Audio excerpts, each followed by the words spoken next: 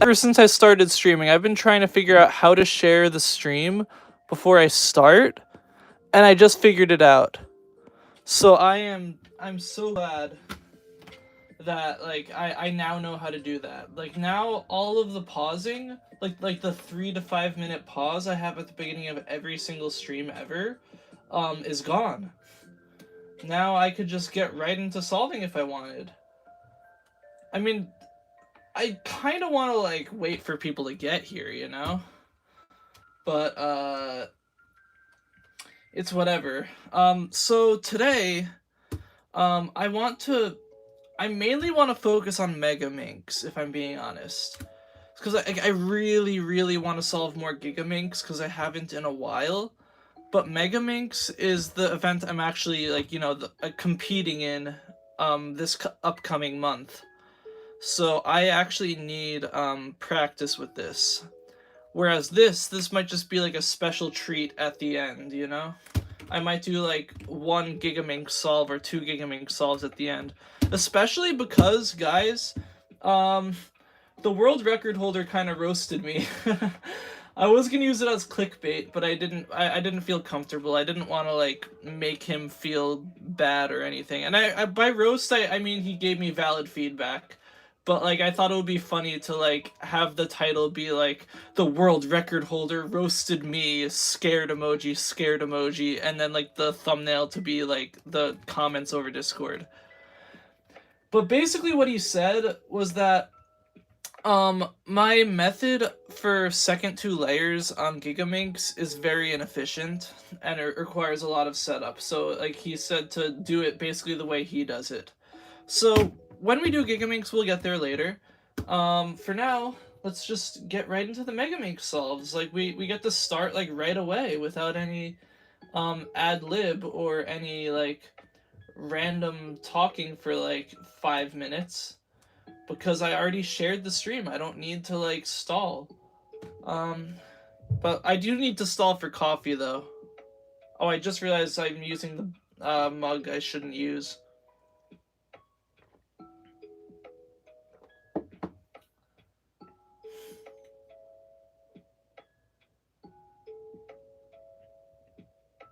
Hang on. Okay, anyway. Let's get right into the scramble. Oh god. Wait, I think I... Did I disconnect? No, I didn't. Okay. I'm good. Okay, let's get right into the scramble.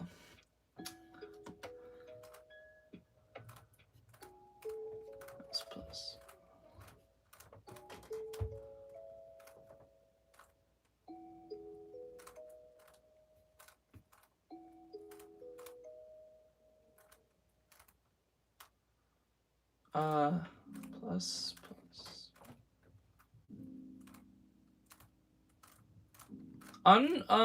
Like, Tingman recently made a video where he did, like, every single, where he, like, filmed all of his, competition, like, the events he did in competition, and then he was, like, it was, like, cube with me, like, race me in competition or whatever. And when he got to the Mega Minx, he said that no one is gonna follow the scramble, and I'm like, dude, a lot of Mega Minx solvers actually do follow the scramble, you know? So, I just found that kind of funny. How he's like, no one's gonna do this scramble, right, guys? And I'm like, I am. Okay, plus, minus, plus, minus, plus, minus, plus, minus, plus, plus, U prime. Okay, first solve of the day. I'm feeling, by the way, I'm feeling a lot better. Like, I know that yesterday I was like, oh, my brain is fried, I'm tired, but, like, I actually am feeling, like, I'm feeling pretty good right now. I'm feeling pretty, like, confident in my solves and stuff. Okay. So, first scramble of the day, we got a free pair right here. We have red and green.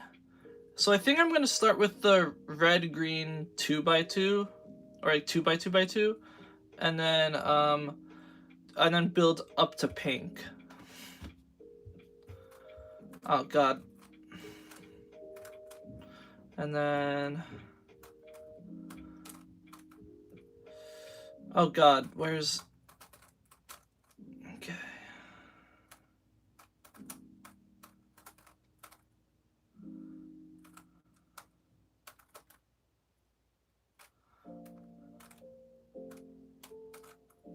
And then I could build that. Wait, hang on. I need to build the pink-gray pair. I missed it. Oh, wait. No, that's not how it goes. It goes like that. Okay. Where's the... Here. Okay, I should have... I forgot to do... Like, I've been doing pseudo-slotting for F2L, but I haven't done that recently. It's not really... Again, it's not really pseudo-slotting as much as it is pseudo-blocks. Oh, wait, I can't see chat. Hang on. This is gonna be time loss. Okay, and you're not saying anything anyway. Okay.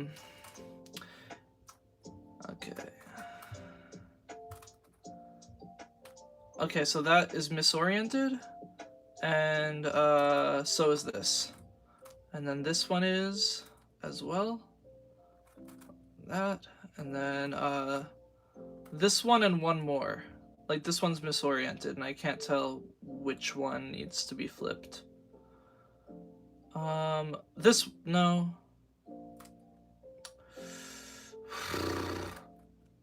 Okay, this is a problem. Oh, there it is.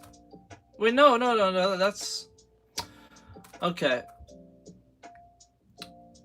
Okay, well, this is the first solve of the day. Cut me some slack here. So, this is the misoriented edge. And then... Oh, okay, found it. Found the culprit. Now let's do some blocks. I just love the blocks for this method. Wait, where's the pink? There. Okay. I really love the blocks for this method. It's so satisfying. And then we need these two. And then we're gonna build on orange-gray now. Like, I saw, like, a weird movie, about, like, last night, about the guy who invented, like, spicy Fritos and Doritos. And I was thinking, like, it was, like, way too Disney, if that makes sense. Like, it was very, like, it was, like, very much like a Disney movie. Like, they altered what actually happened. But honestly, like, it was fun nonetheless. Like, I thought, like, they could have done what they did, or they could have made it, like, really boring. And I don't know, I guess as long as the guy who is actually stories about is okay with it, then I'm cool with it. But I don't know. 326.32. So not a great solve. We're off to a rough start, but we're gonna get there.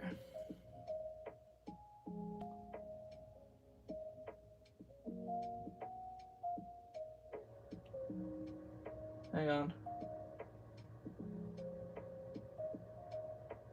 Okay. Now let's get to the next scramble. No, it starts with minus.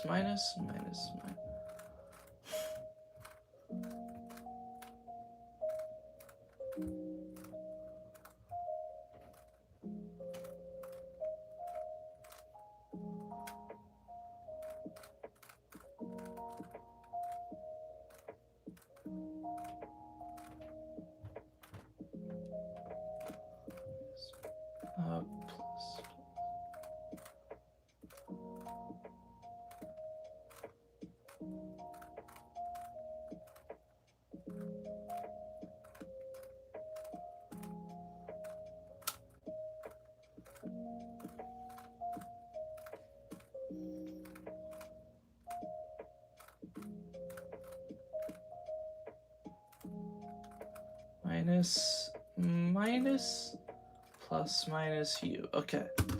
Before I look at that, I'm gonna have another sip of coffee.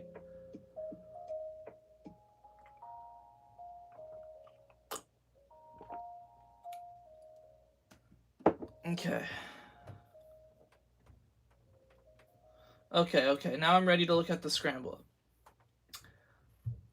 I don't think I want to talk too much about what I'm doing, but like that's like the easiest thing to talk about, like when I'm doing this, you know? I can make like a little pseudo layer block thing.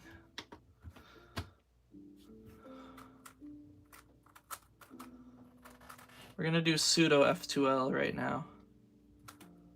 Okay, wait, we need red and green before we do red and pink. Here it is. Okay, and then let's do insert that, and then we'll do red pink, and the pink gray, and then finally we do this block. Insert that edge, and then insert it like that. This is a nice clean F2L. Wait, where the hell is the... Oh, here it is. Like that, and then no! Like that, insert, okay. And then boom.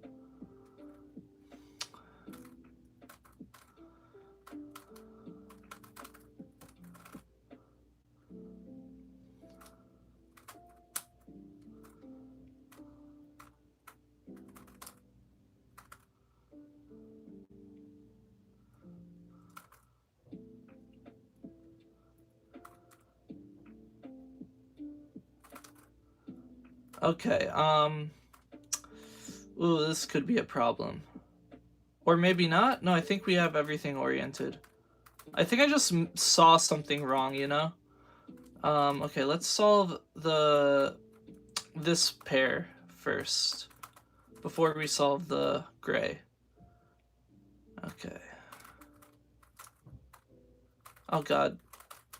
Okay, there we go.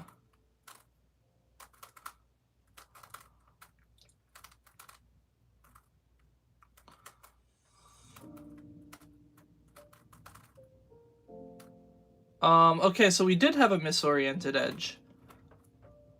I think we do that? No? Okay, there we go. I think I fixed it.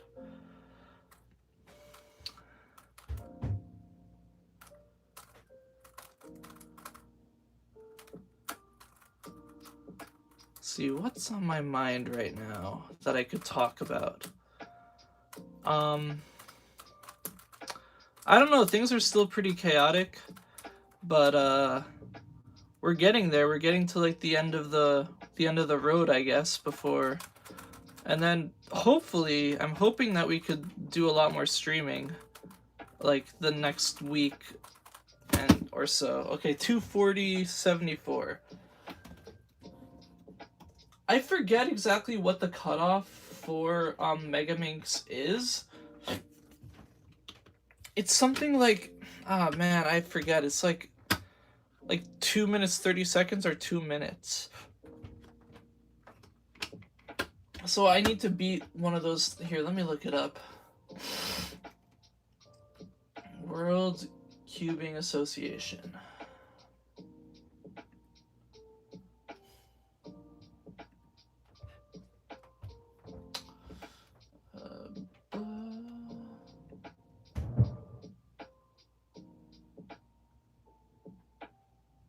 Okay, hang on. Mega Minx. Nope.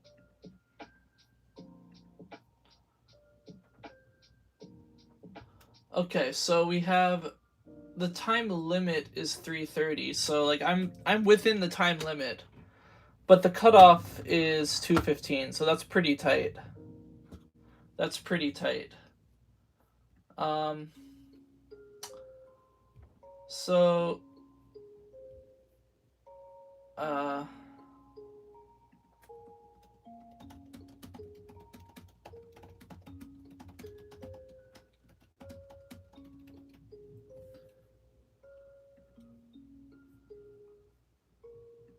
hang on.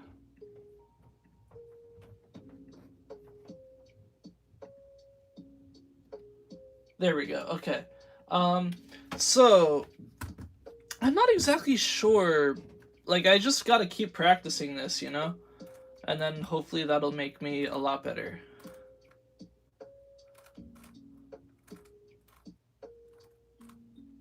Okay. Um.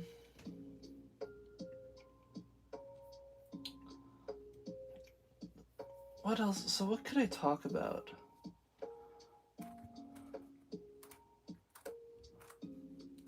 Oh my god, I just remembered I saw a post on like a D&D meme where it was the format of what's it called? The meme format was um Zuko and Uncle Iroh um talking to each other, like from Avatar: The Last Airbender. It was the scene when um Uncle Iroh was like, "It's time for you to ask the more important questions," and then I forget what the actual line was, but put people use that meme format to say like, to ask questions, and then someone, the meme was, is is a minotaur eating a hamburger cannibalism?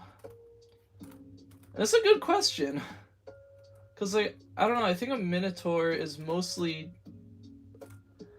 I feel like calling a minotaur a cow or a or just like saying that they're an animal is kind of insulting, like in the context of D&D. So I wouldn't say it's cannibalism for that reason, but who knows? Who knows the ethics of a fictional beast?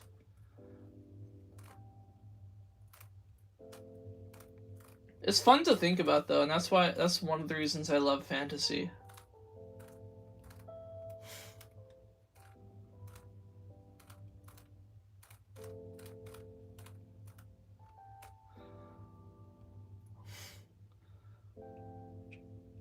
Also, I think minotaurs are like my favorite mythical beasts like ever. Like they're so fun to try and write. Like I've written a number of stories where like they're where there's just like one minotaur, like an individual like beast, and then a bunch of other stories where there's like a whole bunch of them and they're like their own like race and culture. Okay, where I lost track of the pink edge already. Oh, here we go. Okay, now we do insert that one like that, and then insert that one. Oh god, I had like a pink gray edge already made, and then I broke it.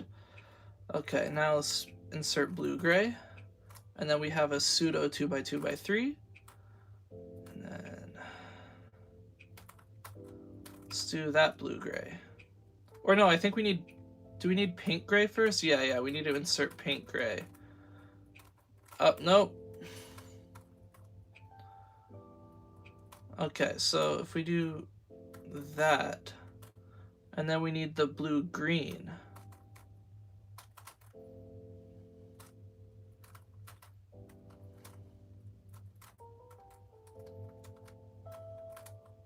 There we go. Now we have one more pair, which is this edge and this corner. And then I think I could insert it just like that. Nope, that makes the edge flipped. I could insert it like this. And then, boom. F2L completed. And we are behind. I just looked down at the timer when I shouldn't have. Because, like, sometimes I look down at the timer and I think, like, oh, wow, we're doing very well. How fast are we? And then we're slow.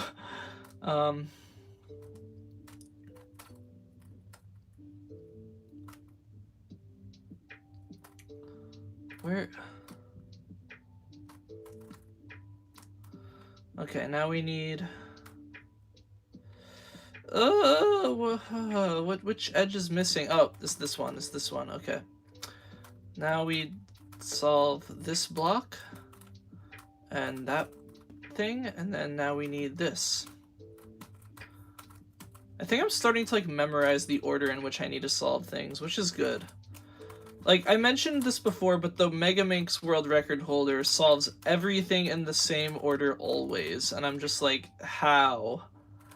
Like that feels I mean, it feels extremely slow and extremely like difficult to wrap my head around, but he's the world record holder, so you know it has to be fast.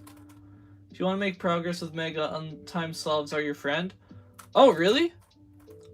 I didn't know that actually. Or I think I've heard that before, but I never really I guess I never really thought about it too much, or... Hello! Yeah, I'm glad everyone's, like, pouring in right now. I'm glad to have, you guys, GPL and, Ryan. Okay, 256. Okay, so if we want to do, 56, 36, okay. So if we want to do, oh, you've been here a while? Okay, so you're just lurking. That's fine. That's fine. It's always, I do that all the time in streams. Whenever I'm watching a stream by streamers that I like, I never, like, ever, like, comment.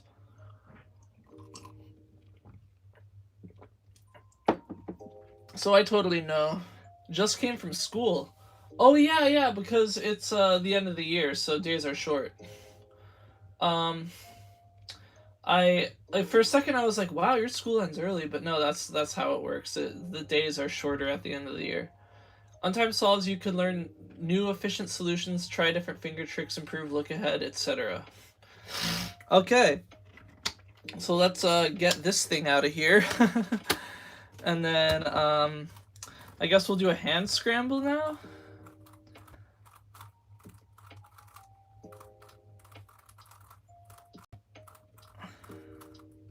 I kind of, despite the fact that I like pseudo F2L, I don't want to get like too caught up on it.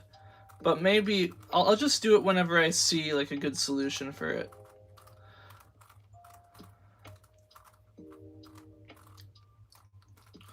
But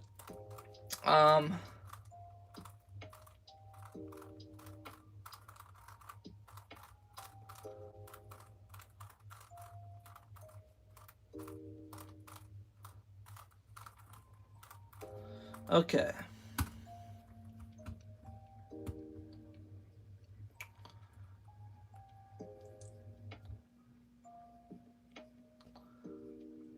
Okay, this is like a random topic, I guess, that's sort of adding on to the question I guess I had earlier. Being wait, hang on. Oh, here it is. Wait, no. Okay, I see what you mean. I definitely do need untimed solves because this is going very strangely.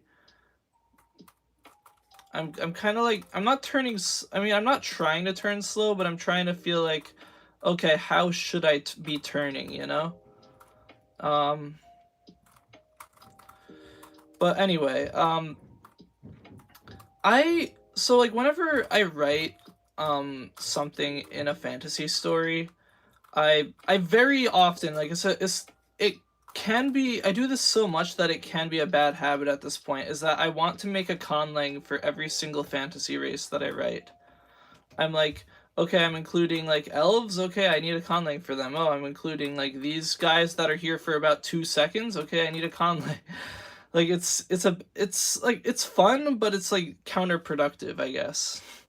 And one thing I really struggled with is a conlang for minotaurs, which I wanted to do for a very long time, but I don't really know how to, because I don't know if I want to. Also, for the record, minotaur would not be cannibalism. Okay, that's good to hear. Anyway, as I was saying, it's something that I've considered for a while, you know? Here, let me concentrate on edge orientation for a second. Okay, so we need that, and then that, and then this. Okay. And then these are oriented, except that one isn't, which we could fix by doing this? No. Okay, so we missed one, from what it seems. I guess I'm not really, okay. I guess I also need to improve my ability to do untimed solves. How are you doing, EO? I'm using narrow spike, which isn't the best, but frick, that looks a lot more, that looks like a lot more unsolved spots. No, it's this narrow spike. How many edges can be flipped in that stage? I forget. A lot is the answer. Okay, here we go. Anyway, so I've wanted to do, if you swap to wide spike, you'll probably get a free boost in time. I'll consider it. Like, cause it's definitely, I have nothing against wide spike. I just like narrow spike kinda. Something I want to try though, so the reason why I'm doing narrow spike is because I want to try to really improve edge orientation, because with wide spike you could only swap 4 edges at a time, but narrow spike you can, if you know what you're doing, swap 6 at a time. So I think that's super cool. So maybe I should work on that a little bit, because I say I'm gonna work on it and I don't work on it, so let's do that. Anyway. Wait, what? Oh my god, okay, that messed me up. Anyway, for the, like, 5th time, Minotaur conlang. So there's, like, 2 different approaches I could take, right? I could take the approach where I try to, make it sort of sound, inhuman, I guess, and make it, hang on, okay, that goes that way, I guess, but you'll have to have a way more complicated recognition. Yeah, that's true. Like, again, I'm more just experimenting at this stage. Like, I very well could, what's it called? I could, like, decide in 2 solves, frick this, and then do wide spike, or I could, like, find a really nice way of doing things. Anyway, so, sorry, the conlang, I have 2 different approaches. One, I could make it sound like a cow or a bull is talking or whatever by, like, studying, like, or, like, briefly looking into, like, oral anatomy and stuff like that, thinking about what sounds they could make. Which would be interesting, but it's not really the sound that I want. Experimentation is fine, but since you're preparing for a comp, yeah. But I have... Okay, I say I'm preparing for a comp, but I have, like... I have time. Like, it's not like it's, like, a few days away. It's, like, it's about a month away at this point. So, I have some time to practice. But, it's not really the sound that I want. Like, back to the conlang. I keep flip-flopping between talking about my method and my conlang. But, it's not the sound that I want, because I don't think that, like, don't get me wrong, like, animal conlangs are pretty cool, and also, if you've ever seen the channel Engma Schwa, he, like, makes a lot of conlangs for, like, he made a conlang for the Rabbids, like, you know that video game, the Rabbids, like, a raving rabbit, I don't know, something like that. He made a conlang for them and made it actually sound like them, which I think is super cool. And then he made a conlang for ghosts that consisted entirely of, like, ooh sounds. Like, he just kept saying ooh, and then, like, figured out a way to make that into a full language. But I don't think that's the type of conlang I like, or at least it's not the type of conlang I want to put into a book. You know? Okay, wait, hang on. I'm gonna pause for a second. Yeah, we can now understand movie ghosts. Yeah. Hang on.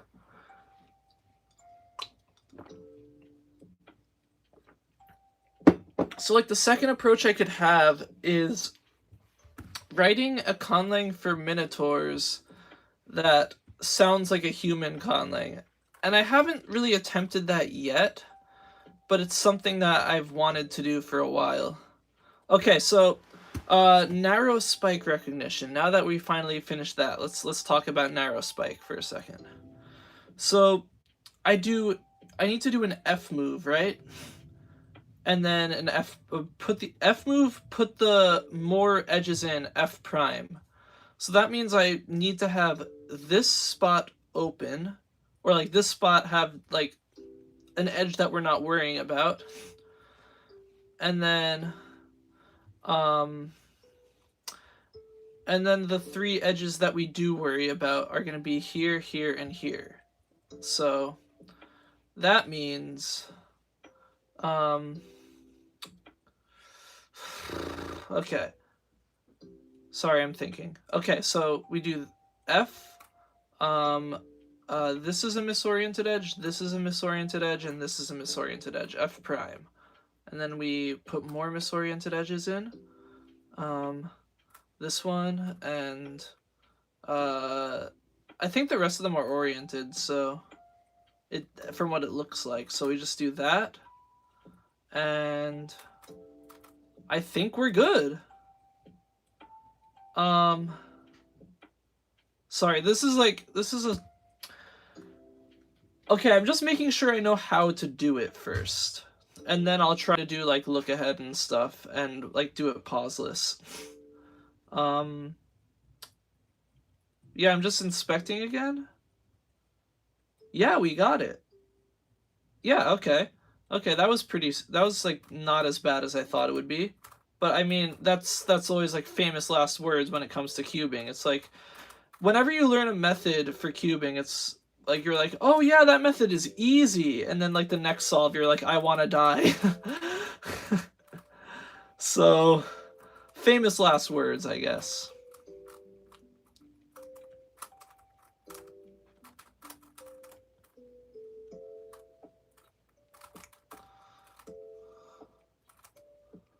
Rue in a nutshell. Oh my god, yeah. As a beginner, I mentioned this before, but as a beginner, I found Rue much easier to understand. Oh, wait, no, I was wrong. Look, we have, these two are misoriented. But at least it was easy to see later on. But anyway, as a beginner, I found Rue easy to understand because like, you just put the, like, you had an extra thing here to move edges around with.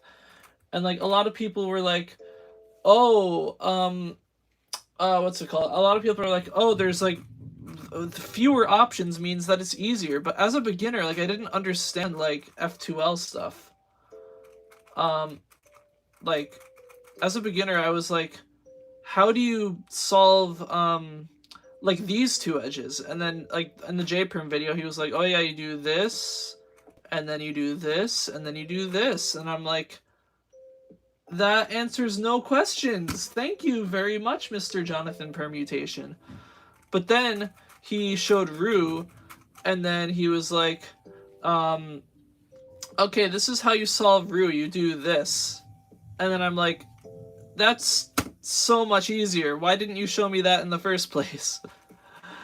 So that's my experience with Rue. Hang on. Let me just solve this using Rue now that I started.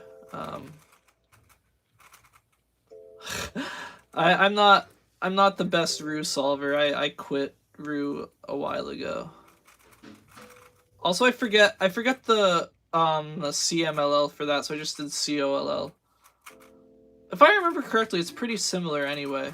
Like that specific alg. Oh my god, I remember being as a beginner and looking at Rue and thinking this sucks because it says you restrict the moves as you go. Wow. That is kind of funny. Okay, so now let's finish this untimed solve. Wait, hang on. What was this? Okay, I did that. I didn't recognize the OCLL properly, so I was very confused. It's like ZZ with EO line, isn't it? What is like ZZ Spike or Rue? Oh wait, you mean like restricting the moves as you go? I think. Ah, crap.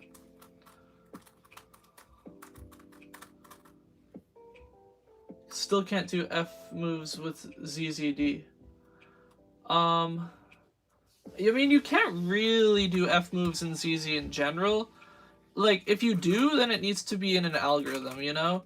Like, for example, I use this algorithm for F2L sometimes. Like, if I have, like, this edge that I need to insert, I do that. Although, for ZZD, I know different, what's it called? CPLS. So, and a lot of them, like, almost all of them involve F moves. like that for that specific F2L case. So anyway, next scramble. No, it's not the very. Oh, my bad. Still can't do F moves with ZZ. Okay, I get it now. Yeah, I get you. But yeah, but I mean, my point still stands though. You can do F moves as long as it's an algorithm that will preserve EO in the end. That is really loud, but okay. My dad just turned on the, is that like a dehumidifier? Okay, that's a dehumidifier. It's a bit loud, but... Okay, thanks.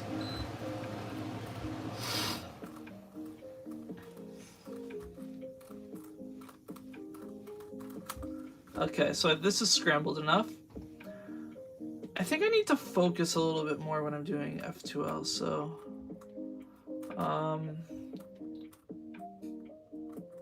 Okay, so I see I'm trying to look ahead to... That was terrible execution, but I'm trying to look ahead to pink. Like to the red pink, I mean. I'm doing pink. Okay.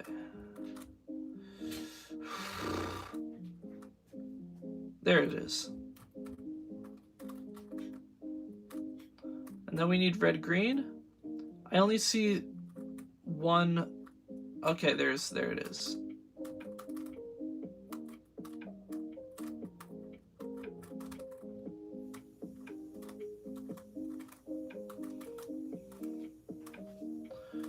Okay, sweet. I like did slow F2L there, but I didn't quite understand exactly what I was doing. I kind of just like winged it.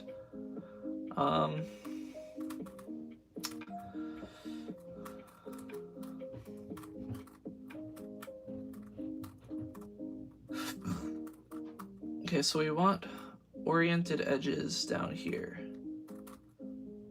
And then... Okay. Okay, that's an oriented edge. So we need this edge, which is misoriented. And then this edge. And this edge. And then we could do that. And that. And then this, I think. Yeah, both of those work. So we do that. And that fixes them.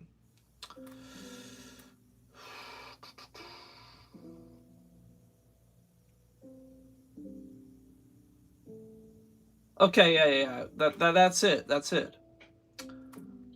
Well, I said that last time, and I missed 2 edges, but hopefully I didn't miss any this time. I don't really need to... I mean, I do need to practice, like, this S2L type of thing, but I don't really need to go slow, because it's, like, a lot of, like, ZZ skills that I already have, you know? So it's something I'm familiar with. Ah, what happened here? What happened? What happened? Oh, it's this one. Okay.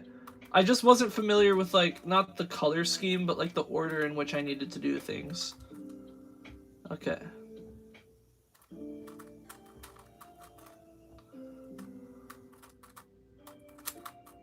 Wait, huh?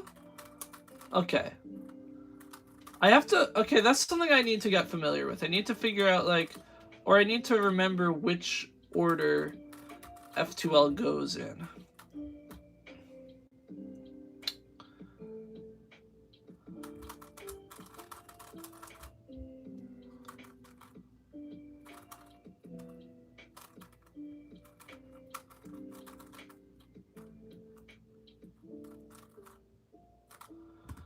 Okay. Nice.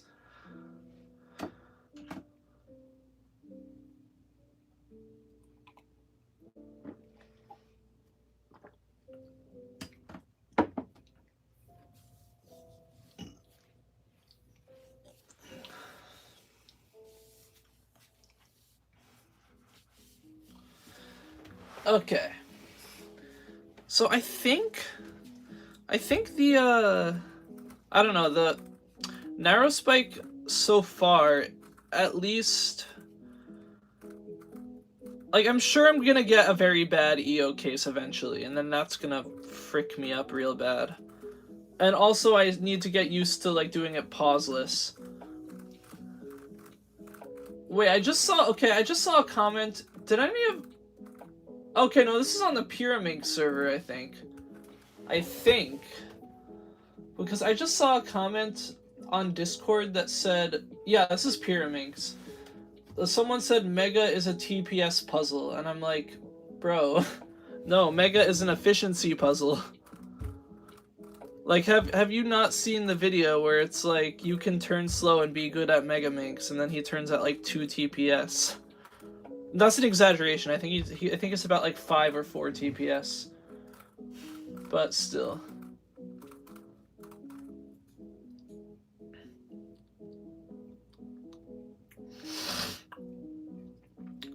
But the Pyramid server is honestly probably, oddly enough, one of the most toxic cubing servers. Probably more so than ZMS in my opinion.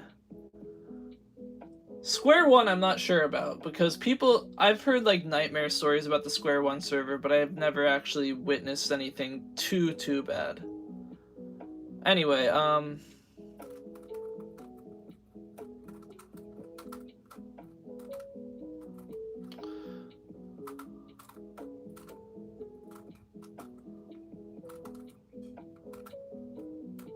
are you still thinking about stream highlights? I am.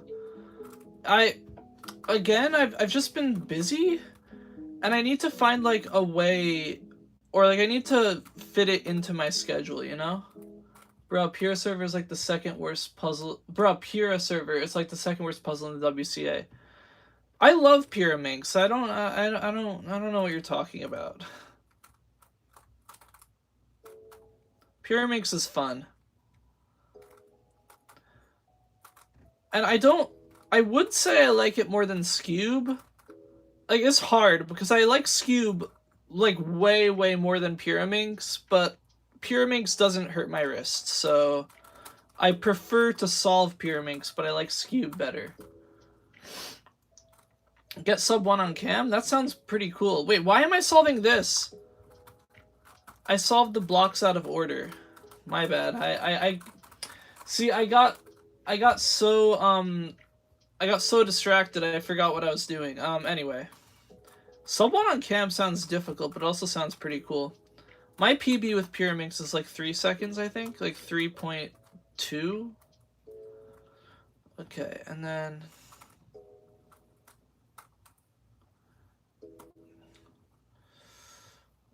Okay, now we have those two, and... this one. Okay,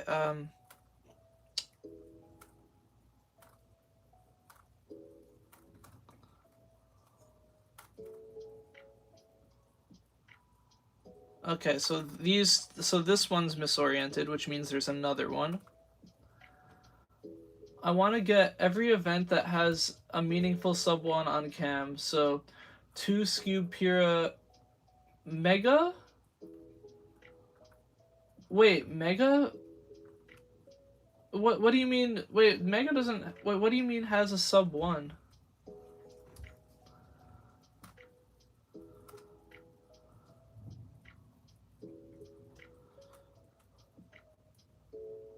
Wait, hang on.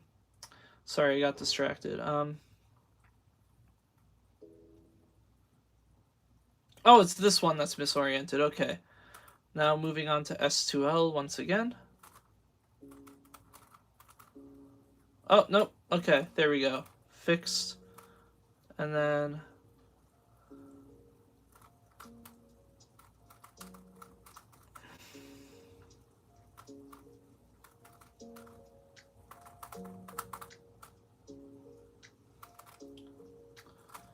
sub 1 minute?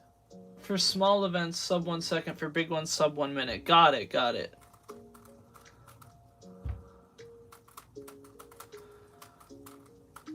I'm not sure how difficult it is to get sub 1 minute on 5x5. Like, I don't know. For 4x4, I know that, like, the people have sub 20 times. 5x5, like beyond, I have no idea what a good time or a bad time or whatever is. Okay, that was, I did the wrong OCL, or I did the right OCLL, but from the wrong angle. So I needed to fix it. Definitely going to be the hardest out of all of them, I think. Good luck, then.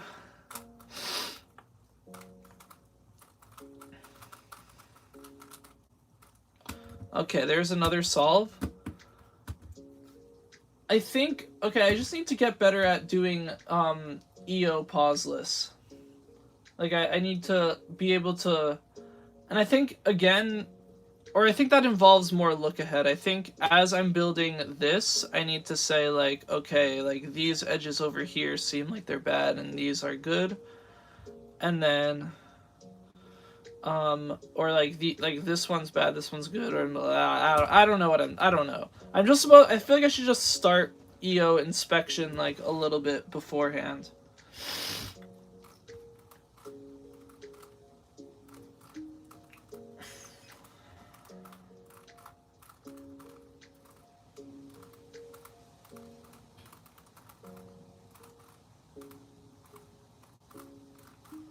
Look ahead is one of the most important part. Yeah, that's what you told me like a really long time ago.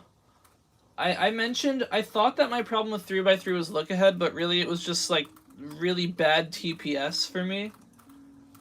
I think that's what's holding me back.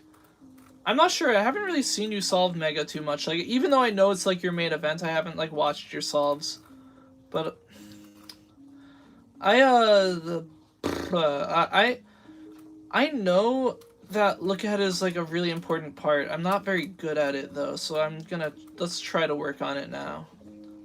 Okay, see, that's one of the hard parts about look ahead is that like you like sometimes you could see a piece and you're like, okay, I know to solve this piece like now, but then other times it's like, well, where is it? I can't see it anywhere on the puzzle. Anyway, I think right now we have a we're building a pseudo F2L thingy. So let's ignore that pair, and let's put that in. And then we could solve the blue-gray with the pink-gray. And then, finally, we solve this, I think. No, this. There. Boom. Okay, now...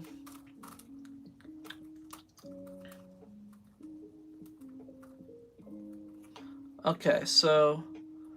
Oh, crap. Okay, I started looking ahead, but then my brain stopped. Okay. Here we go.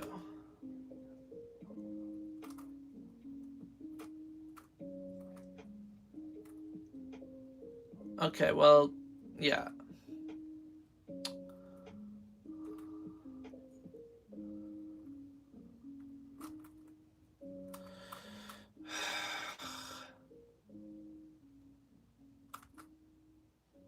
Okay, there's one.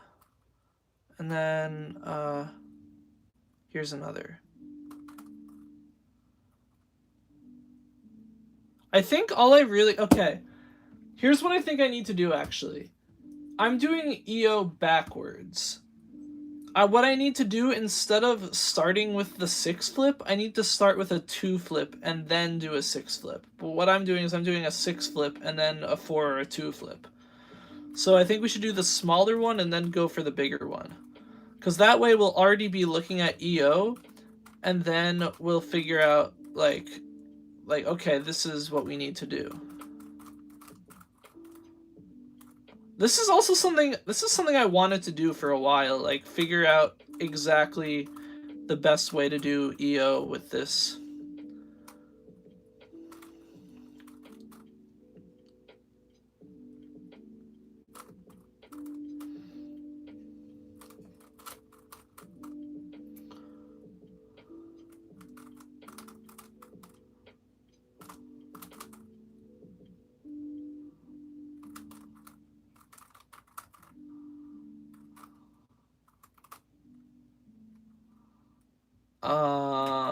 Oh, here it is.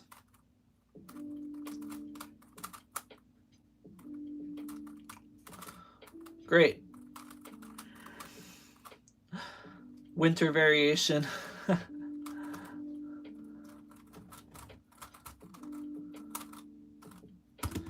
Boom. Okay.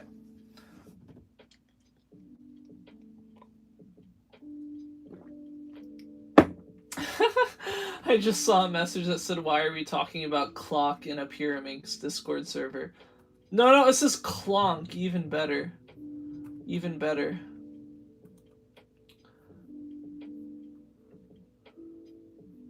Clock is hard, though. Like, I personally don't like clock that much, but I have a lot of respect for people who could solve it. Or, like, solve it well, I mean.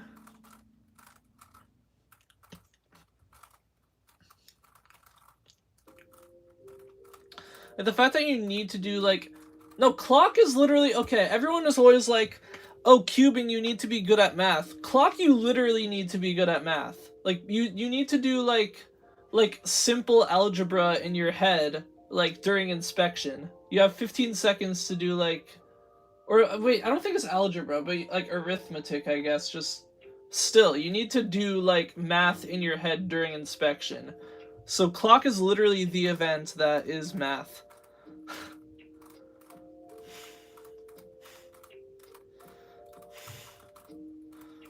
Yeah, I did a few solves yesterday, and it was so boring. Yeah. Clock is fun until it's not. Like, I think, like, I do an average of 5, and then I'm like, okay, I'm done. I had enough. Clock is so BS because you literally do the math and calculate the optimal solution, like, bruh. Yeah. Okay, well, hang on. Sorry, I kind of fumbled there.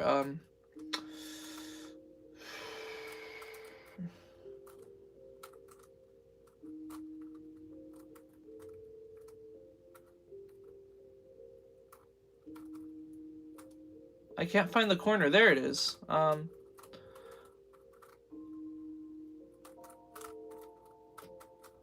I made the line. Like, when I was solving Rue and Petrus, I loved this because I'm like, hey, I can make, like, little blocks like in Rue. Like, I instead of, like, building, I always built, like, something like this whenever I was solving.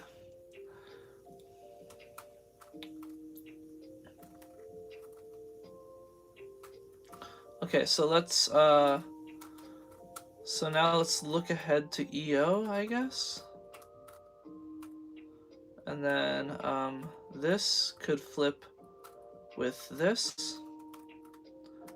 And then this and this are misoriented, as well as this. Okay, so now we need... Okay, all of those are oriented, which is kind of a not a problem, but, like, that's annoying.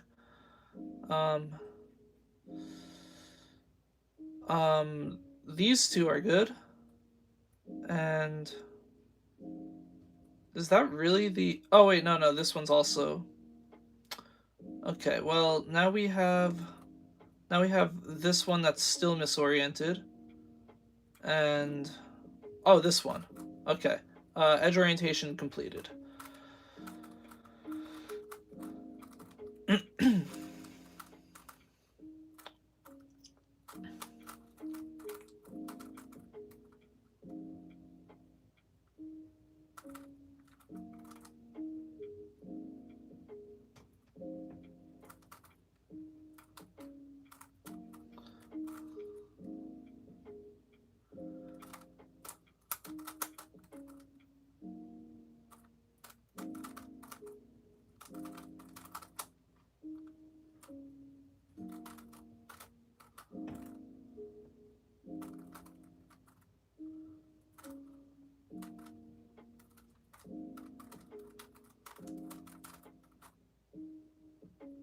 Okay, this is an OCLL that always messes me up.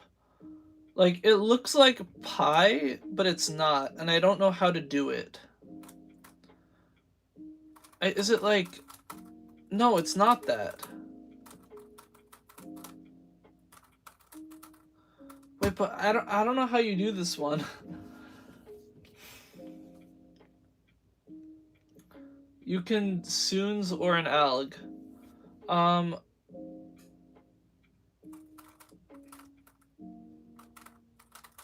on. If I do soon, do I do it from like this angle? Oh yeah. Soons work. Soons work. Yeah. You're right. Okay, I'll keep that in mind for the future. Because every time I see it, I think I'm supposed to do pi, and then I do pi, and then it screws everything up.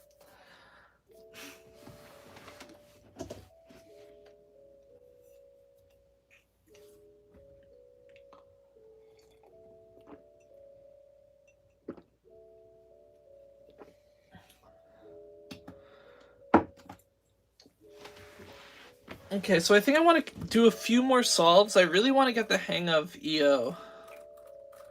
Or like try to do it like faster but more efficiently.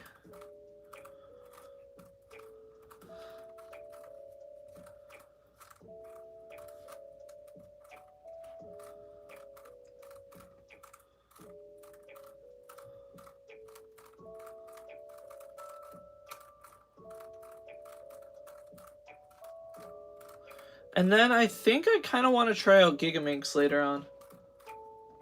With the oriented corner on the left. Do that, Alec. Okay. I may do that.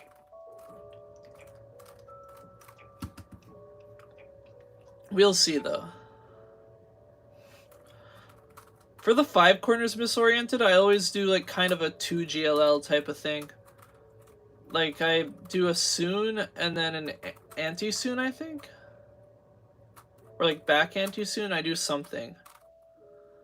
Like, I don't know if this is like just a me problem, but I lose track of which is like sledgehammer and which is hedge slammer and stuff like that. Not necessarily, and I don't mean on a 3x3. Like I know which one is hedge slammer and which one's sledgehammer, but like, and I also know what's back soon and what's back anti soon and stuff like that. But when I'm doing the alg, I forget. Like the back, like a soon and a soon mirrored to the back in my head feel the same. But when I'm doing, what's it called? When I'm doing FTO is especially an issue because I don't know which one's a sledge and which one's a hedge anymore, so I can't describe what I'm doing to another solver. I can't describe what I'm doing to solve the cube to another solver. I realized how that sounded after I said it.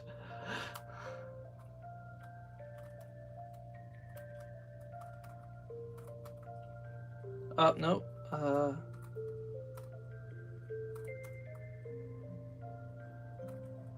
Okay, now we need...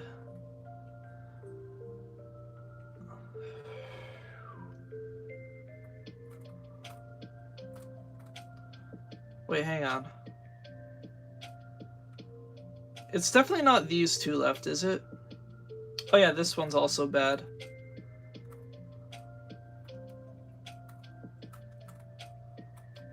Okay, sweet.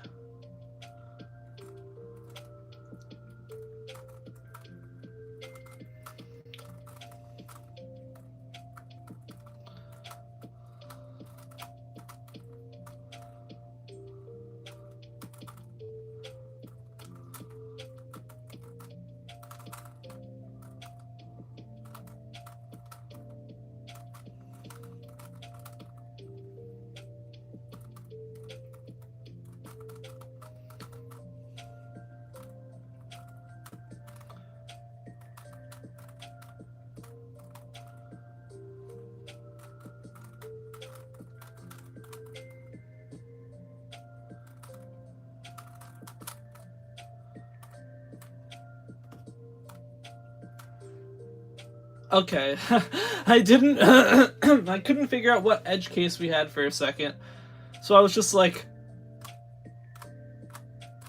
I was like, huh? What's going on? Okay.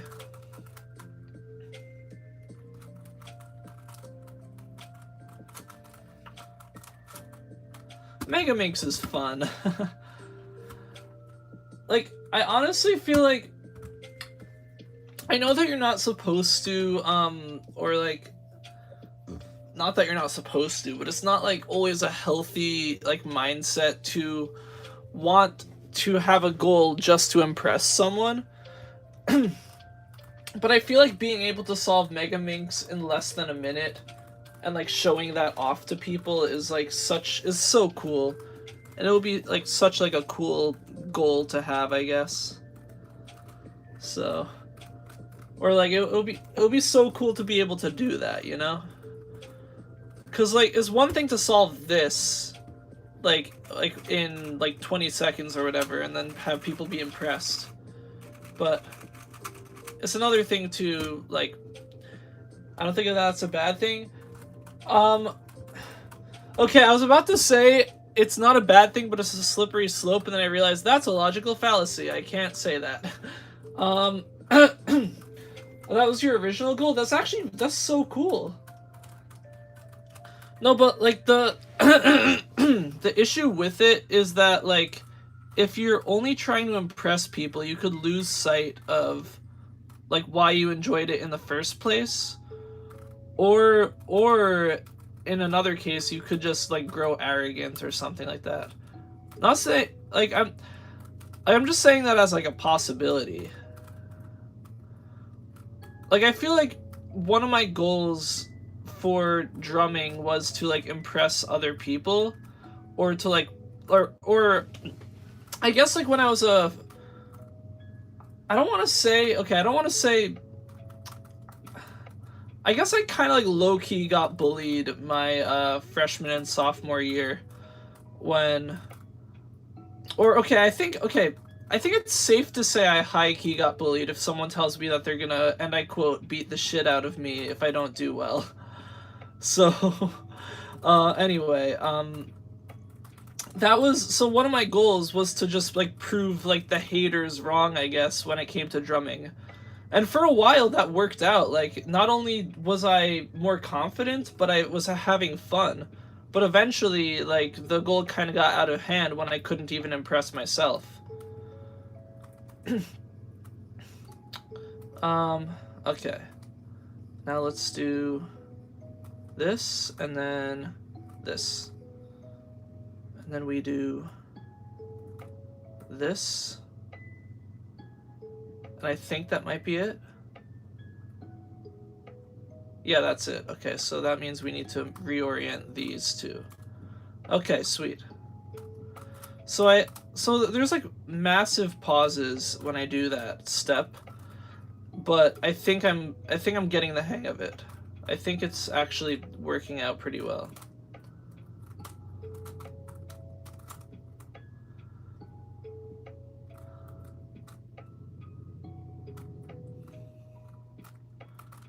Yeah, speaking of drumming, one thing I wanted to learn to do at one point was to I wanted to learn one-handed just so I could solve a cube and like play drums at the same time. Or like just play like a like basic like groove type rhythm on the drums and then solve the cube and then pick up another drumstick and then play something more complicated. Because that sounds that sounds super cool to me, but just one-handed solving in general is kind of boring in my opinion. Oh, okay. Well, we missed that.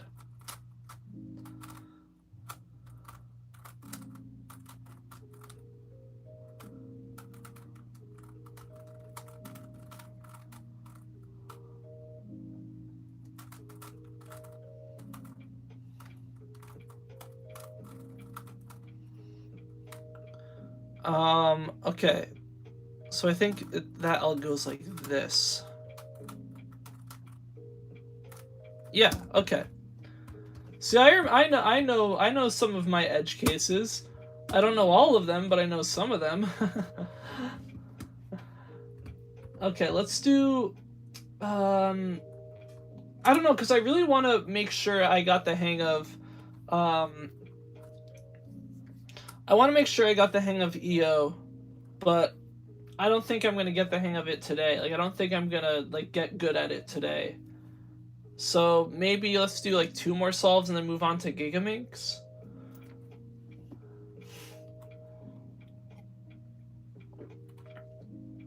And Ryan, I might need you to like walk me through because I still don't quite know how to solve S2L on a Gigaminx, or at least efficiently.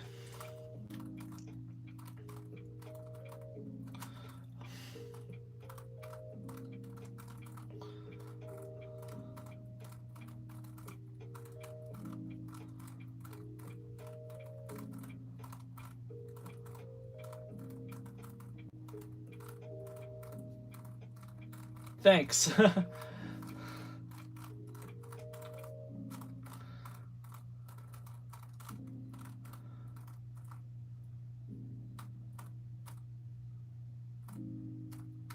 Yeah, in terms of I guess I kind of want to talk about like in terms of how my writing is going. Um Past few days um I have been busy for like the bajillionth time I've been busy, but like okay, I lost track of what I was doing. Um so like that's part of the reason why I didn't get to write, but also like I got to the point where like okay, starting stories for me is like the hardest part of like any story, and it's like, you know, Hoya for big cubes? Yes, I do. um I used to use Hoya a lot, um but like starting what's it called, starting a story is super difficult for me, right? So I okay, sorry, let me focus on EO for a second. Okay,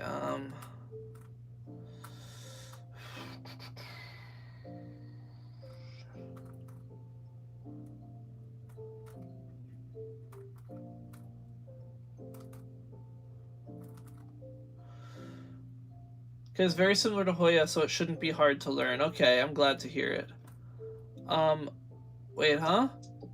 Oh, wait, I missed those 2 edges, that's why. I was like, something looks fishy here. um, but, what was I saying? So, starting a story is the hardest part for me, right? So, something that I struggle with is, like, in the very beginning of the story, not gonna lie, I don't give a shit about my characters. Like, I love the world building and stuff like that, but like every time I write like a character at the very beginning, I'm like, who are these people and why do I care about them? Or like, why should I care about them, rather? Um, so I introduced the first character, I sort of got familiar with him, and then I was like, okay, cool, like 1 character down. Um, now I'm up to the part where I introduce the second character, and not only is it hard to like actually care about him, you know, but it's also hard to like, because the first character you just like say their name at the very start, or like you say what they're doing and like you boom, they're there. But second character, I need to introduce them in like a seamless way that actually makes sense. Wait, oh, I did I did that edge case wrong. Okay, let's do 1 more solve. 1 more solve.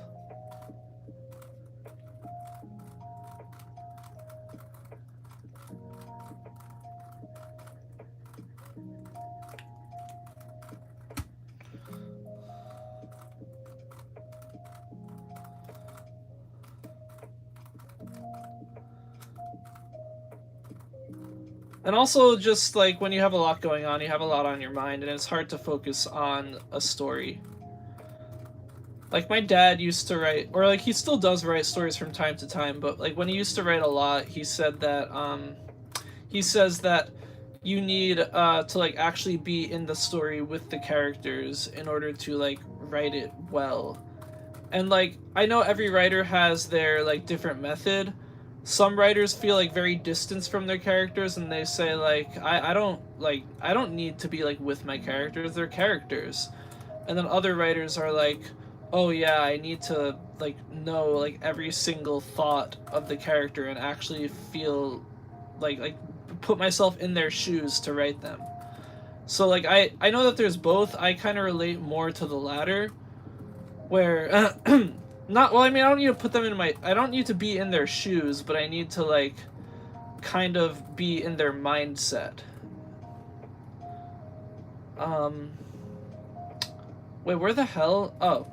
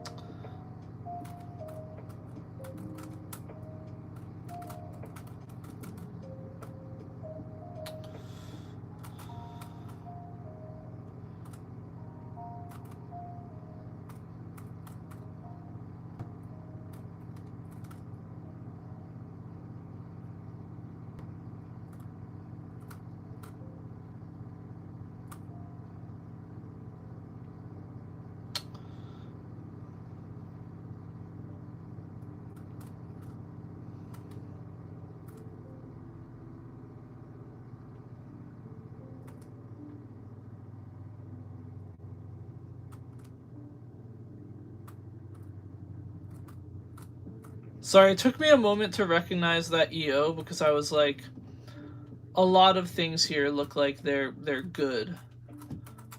So I guess that's I guess that's the downside of this method of EO recognition is I look for bad edges and then when everything's good I'm like, what?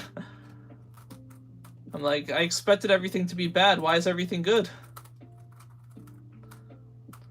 I once saw I forget where I saw it, but it was like it was on a popular ZZ video, like a very popular one. It was either like JPerm's video or something else.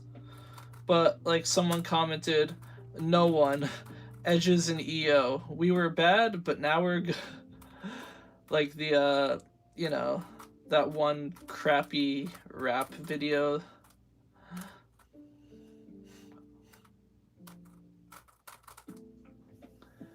Uh,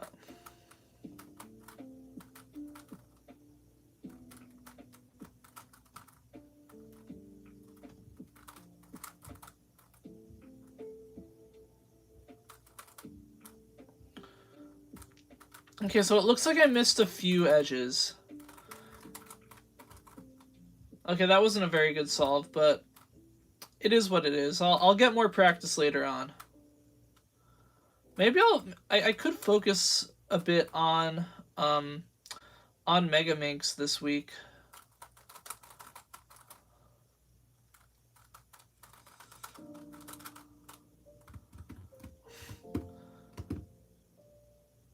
The thing is, man, I also have to I have to do more like so the three things I need okay, the three things I need to work on before a competition are big cubes, Megaminx, and Square One.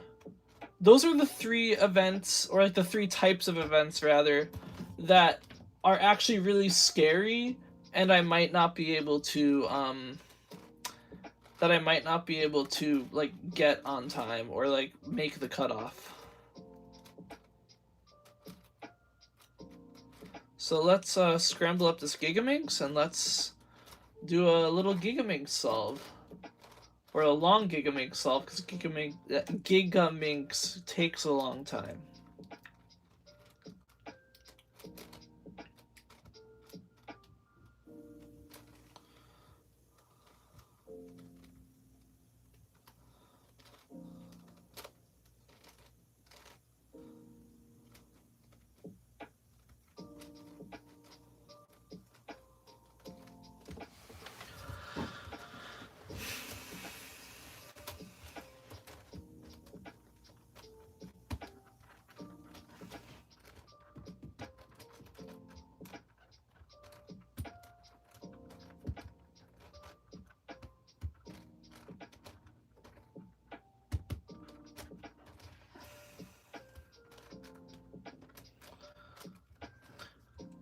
Also, one thing I took note of when Kuberstash was like making his video about like an example solve for Gigaminx is he said excuse me, he solved the bottom center last, or no, not last, like third to last.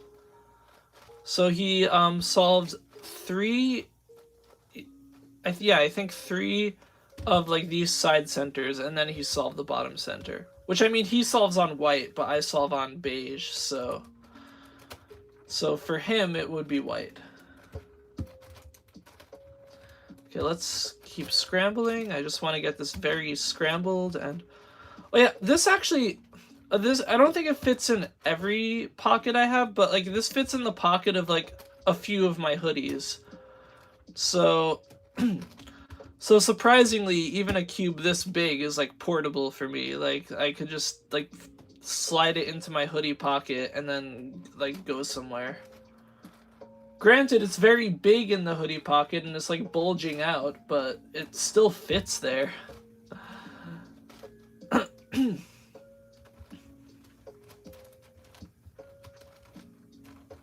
Yeah, I suggested a bit ago that people try starting with F2L centers, then solving D center later, so you can slice through to more pieces across the cube faster. Yeah, it's a good idea. And I never thought about it.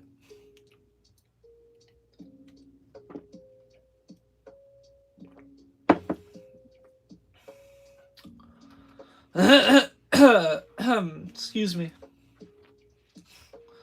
Seems like we found that solving the D center fourth balances things pretty well. Great. Okay, anyway. Let's pull CS timer back up and then do a Gigaminx, like timed solve. Gigaminx. And then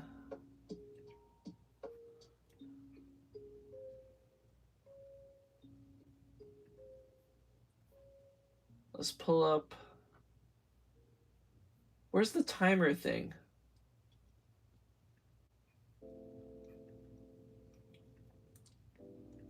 Okay, here we go. Wow, the scramble is so huge I can't even see what time it is.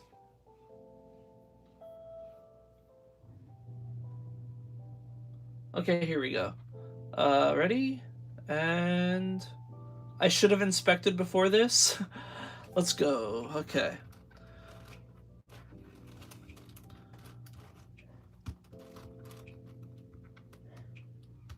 I feel like I kind of have to lube my Gigaminx because it's making that weird rubbery sound when puzzles are dry. I noticed like when some not all puzzles, but when some puzzles get dry, they like make a weird squeaking rubbery sound. Wait, why am I solving that center? My brain really wants to solve the bottom center. But I really don't want to. Oh god. Okay, well this is I really should have inspected first, because I am going slow as balls.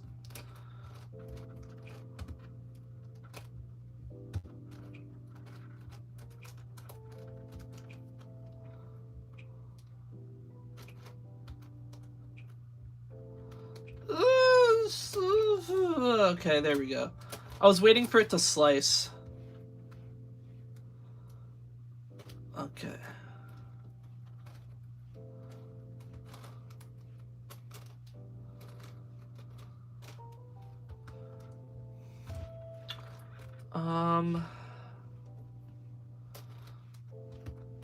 Okay, so I don't do progressive F2L, but I will do some progressive S2L.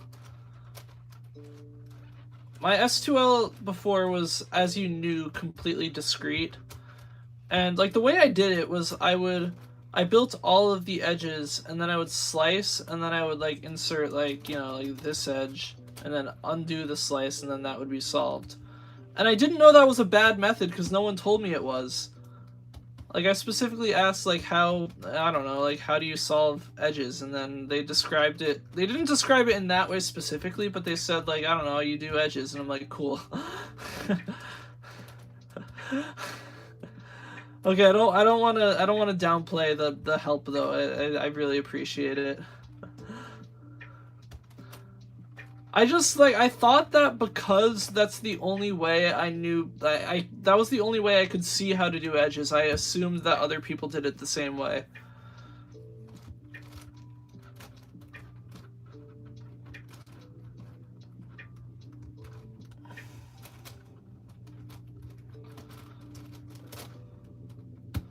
Okay, blue is next.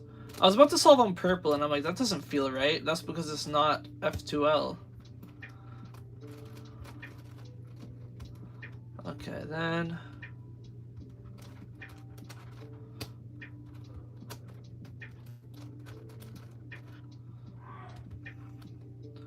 Bo, bo, bo, bo, bo, bo, bo. These royalty-free songs are gonna get stuck in my head.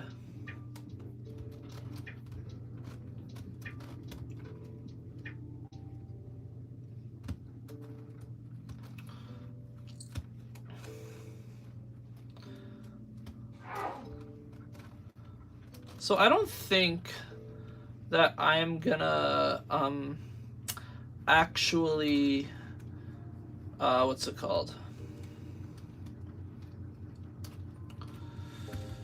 I don't think I'm gonna do the weird schedule thing I mentioned, where I do, like, where I set aside dates for each puzzle. At least not yet. Because for the competition, like, if I need practice in something, I want to practice it. I don't want to, like, say, like, oh, I want to practice Mega Minx, but too bad it's not Monday. So, yeah.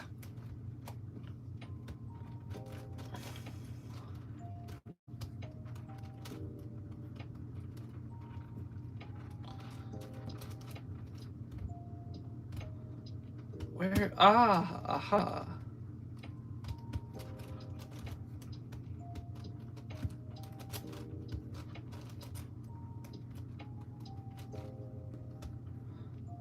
See, even now, it amazes me how, like, how fast people could solve this, because I think by now someone would have solved it. Like, it's been, to me it feels like it's been like 5 minutes. I don't know how long it's actually been, but... And I can't turn this thing very well. Like, it turns very nicely. That's just a skill issue on my part. I broke a center. There we go. Fixed it.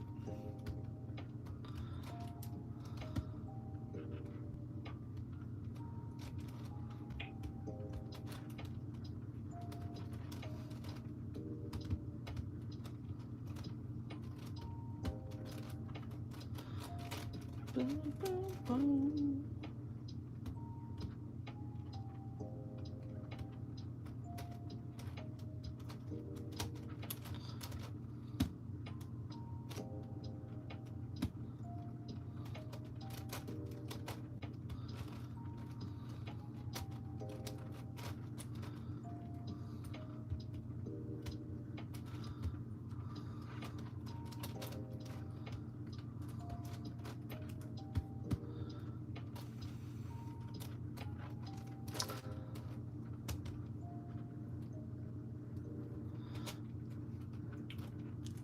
So I could expect, like, how much time save? I don't know, like,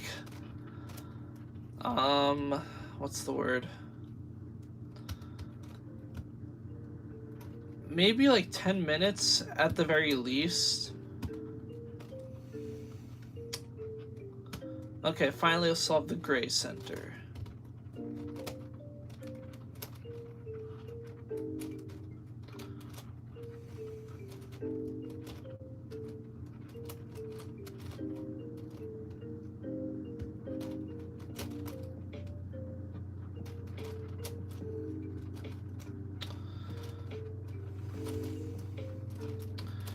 Okay, now I am once again, and this lives rent-free in my brain, Elephant Mario. I don't know, it just popped into my head again, and I'm like, Nintendo really just did that, huh? And I couldn't be happier. He looks adorable. Um, I'm really hoping that the gimmick that they go with is that he can't jump, because it wouldn't make any sense if, like, first of all, Elephant Mario is just so specific, you know? Like, why would they choose an elephant of all animals? Like, I feel like the next step would be another common animal. But, like, instead they chose elephant. So, because of that, that means that they must have had, like, a specific idea going with that. And Mario being, like, the dude who, like, jumps, you know? Like that, like, being, like, the dude who, like, does all kinds of flips and jumps and, like, long jumps and wall jumps and jumps. um, and elephants being, like, the one thing that doesn't jump, like the one land animal rather that can't jump. It's like it feels like that was on purpose. I feel like they're gonna make I feel like the gimmick of the power up is gonna be that he's invincible, sort of like a star, but he can't jump. So, like, it nerfs him in that way.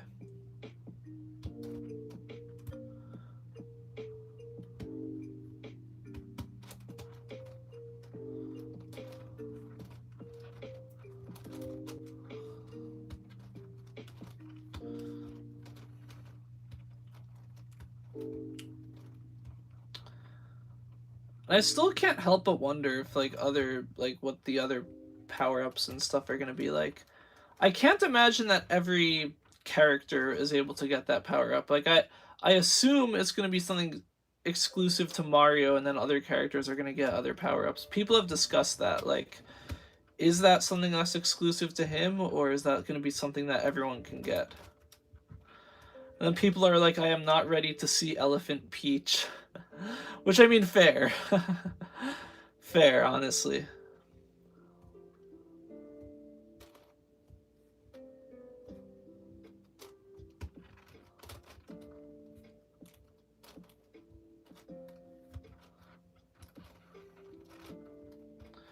Also, this is I don't know if this is on purpose or not. Like, I feel like it's kind of far off. I feel like it's kind of me speculating too much. But something I noticed is that, like, you know, the infamous soundbite at this point, Mario going wowie zowie when he picks up the power up. He's like, wowie zowie. Um he says that. And in Japanese, the word for elephant is zo. So, like, it's a pun. How's it going? I had to step out and talk to a coworker about something. It's going okay. Um, I'm like, my centers were very bad because I just wasn't, my head wasn't in the game. So, like, centers went extremely slowly, but now we're doing better. But anyway, like that could be a pun, right? Like, I mean, the thing is, the thing is, in English, like, we have the O, or, like, our vowels, like, the way we write vowels in English makes no sense. Like, so O could make, like, the letter O could make the O sound, it could make ah, or in the case of wowie zowie, it makes an ow sound, or at least OW does. So, and in Japanese, they probably don't recognize that. They probably don't really care, or, like, they don't, you know. But I'm just saying, like, if a bilingual, like, Japanese, like, English speaker designed that part of the game, it very well could be a pun, because, again, like, Zo is not very far off from like whatever Mario said there. So it's a pun about elephants as Mario is turning into an elephant. Um, and also for those of you who don't know, it was everywhere on the internet. There's a new Mario game coming out, and that's why I'm talking about Mario turning into an elephant, because that's canon in the game. um,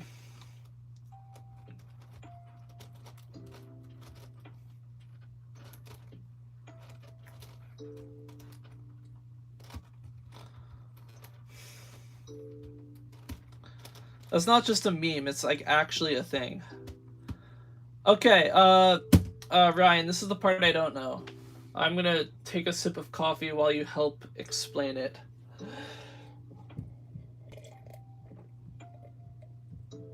My coffee is cold now. It's not even just like lukewarm, it's like refrigerator temperature cold. I don't know how that happened.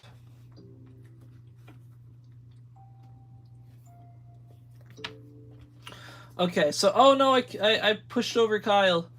Okay, sorry Kyle. Let's get Jerry. And then so I'm not exactly sure what to do here. So what the world record holder does is he makes one center and then two edges and one corner, which makes like a block. Okay, so start by solving just one of the S2L centers. Okay, so let's solve. We're gonna solve blue because that's what I normally solve first in S2L. I think I kind of want to do like a YDH type of solve, if anything, because like ZZ Spike isn't really possible here, so YDH is like the next best thing.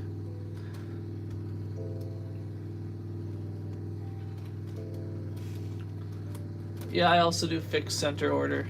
Okay. Okay, so blue center solved.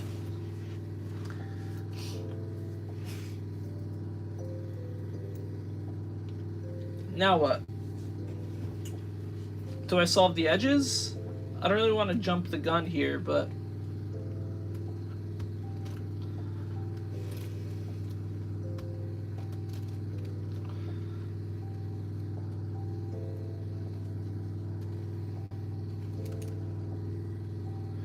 Can you show the two centers below blue? Like these two? Yeah. It's red and pink. So now solve those edges is what you're gonna say?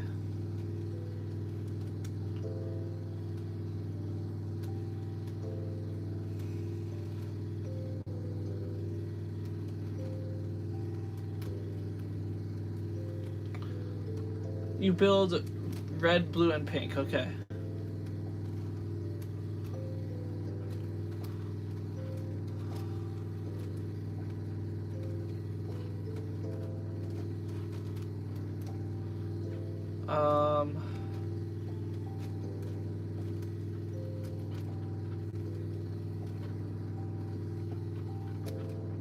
The way you should do it is rotate unsolved centers on U and F. Rotate the unsolved centers on U and... Wait. Like, how do you mean? Like this? Then use R, RW, and U to pair them Hoya style.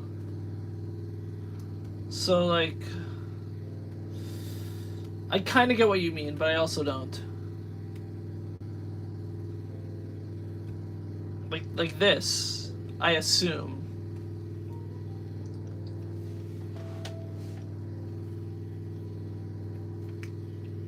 Wait, how far are we into the solve? Wait, we're less than 20 minutes into the solve. We're like 15 minutes. Okay, just fine with the pink blue midge, for example. Like right here.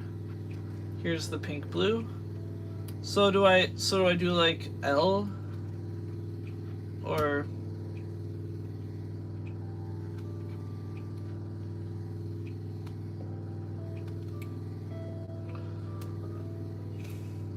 wait, undo that F2. Okay. There. I undid the F2, now what?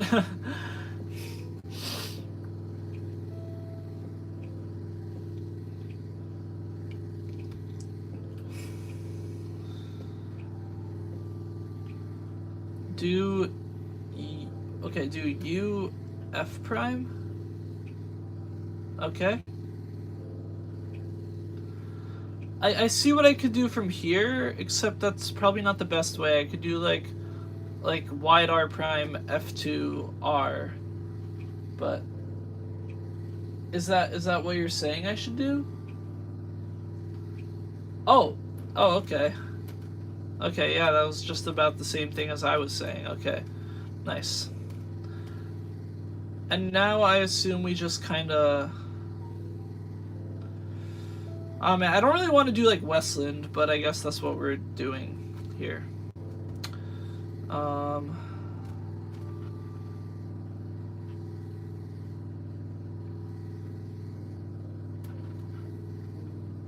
Okay, yeah. I get it now. I get it.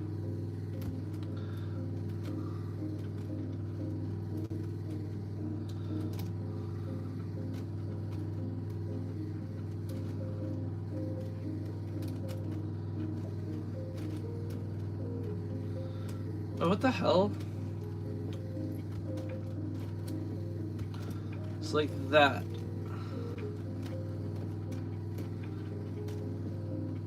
I guess I could also like do it a little bit more like Hoya. You can also have the edge on the bottom and do... Yeah, that's what I was about to say. Like that. Oh wait, I need to build the green center. I was so gung-ho about edges, I forgot to build the green.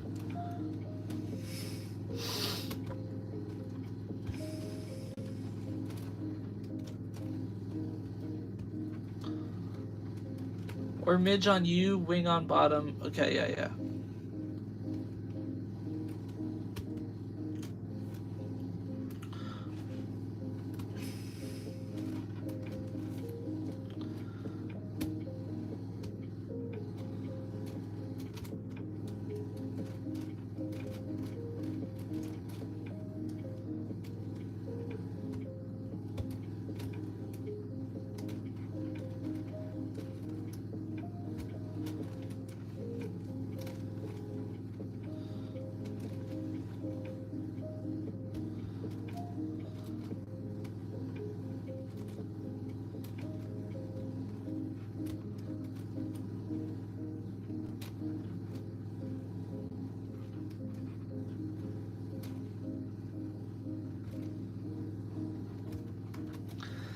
Okay,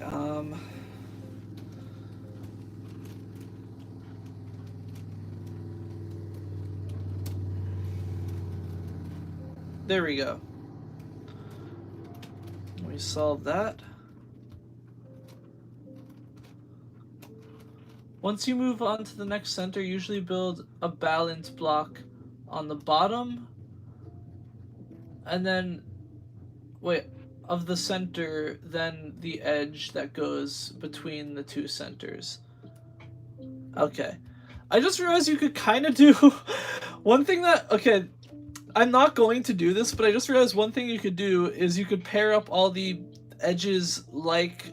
and then make balance blocks, and then do like 3-2, or not 3-2-3 edge pairing, like free slice edge pairing with like the balance cross, and then do balance.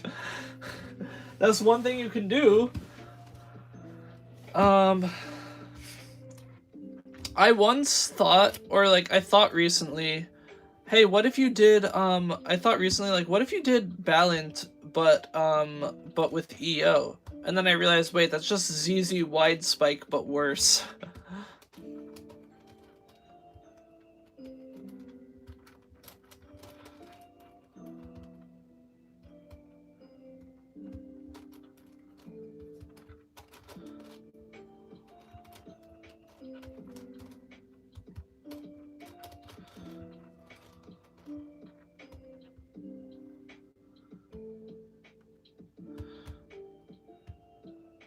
Okay, okay, so what I'm gonna do next is I'm gonna build yellow.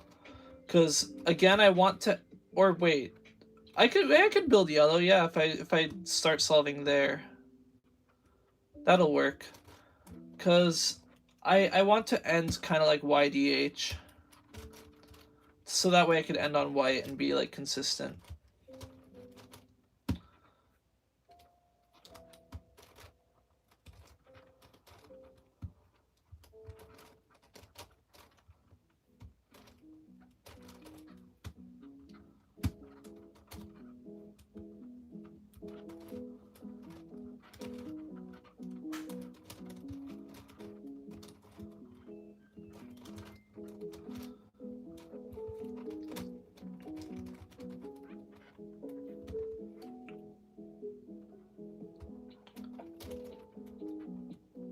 Okay, we need the blue midge right there, I think.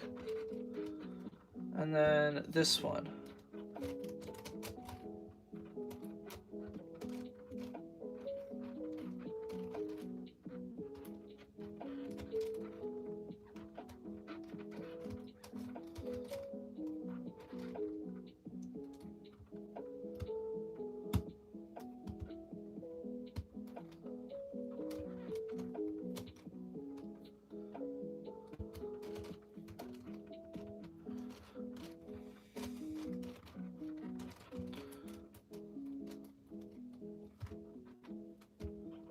Come on. Okay, there we go. That took me a second.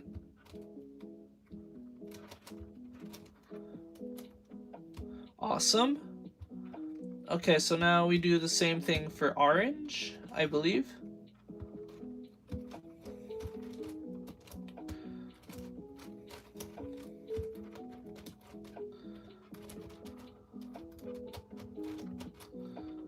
Okay, orange might take a little longer, actually. Oh, well, hang on, we need to insert that.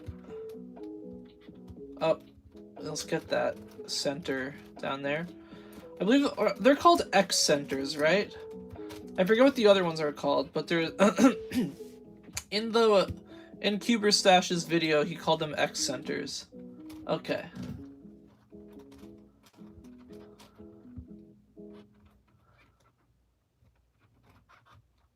The others are plus centers. Got it. I wanted to call them cross centers, but I was like, that doesn't sound right to me. And it wasn't right, so I was right to think that. Hang on, I have to reorient this one. And then insert. And then same thing here.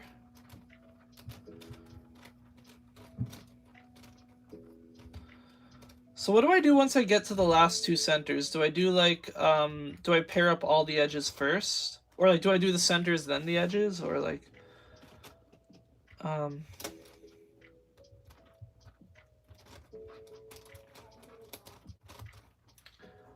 okay, sounds good. But this is going much better than the other solve.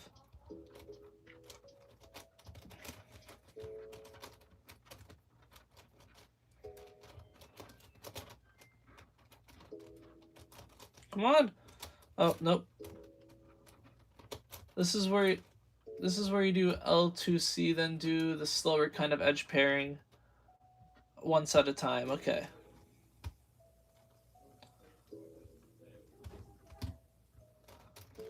And in this case, I can't do like the weird 3-2-3 looking thing.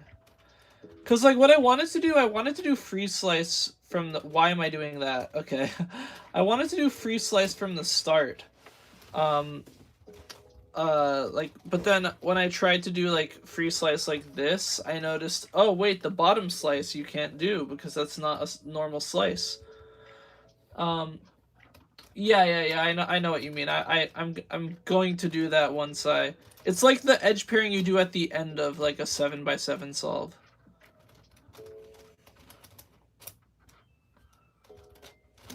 Or like a 5x5, you know, just any big cube. But I always wanted to do like weird free slice stuff or stuff like that. And then I noticed it didn't work, so I was like, let's just do 3-2-3 because it looks like it kind of resembles it. And little did I know that was extremely slow.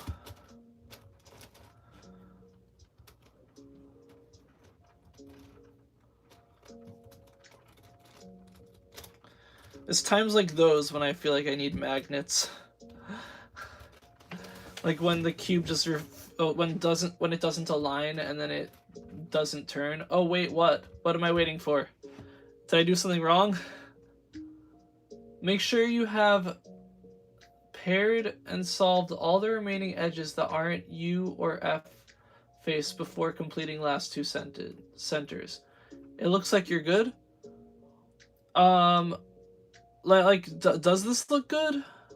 Because I think that's all the edges. Okay, cool.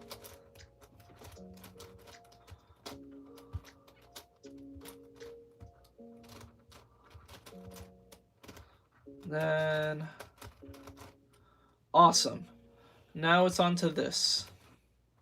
So we insert purple, yellow. Where's purple, yellow? Like here? Yep. Okay. Let's insert the red, white.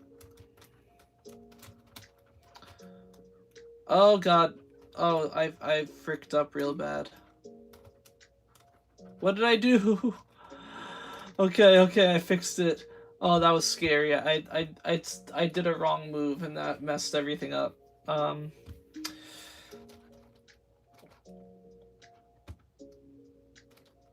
Wait, where's the... Aha.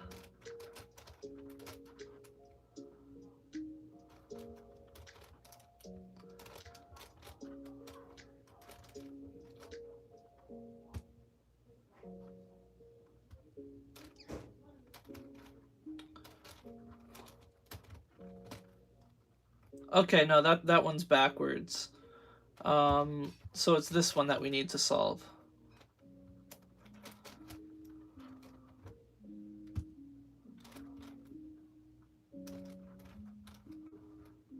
Use F move to save time when moving some pieces to be solved. Okay. Like, no, wait, I need to do that one. Okay. Let's move this up and replace it with this, I guess. So now all the solvable pieces are in the top layer. Or like pieces that need to be solved are in the top layer, I mean.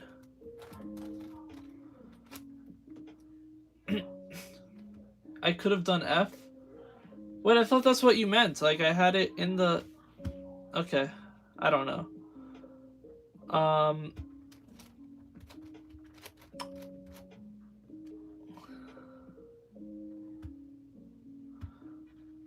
I thought you meant like bring that up. I don't know.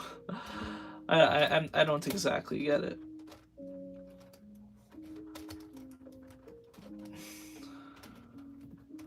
Insert UF to F up.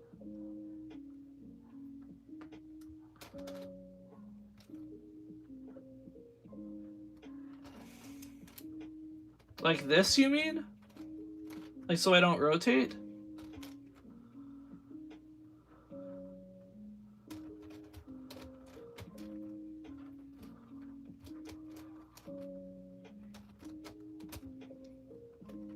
Like, I have to assume you mean that.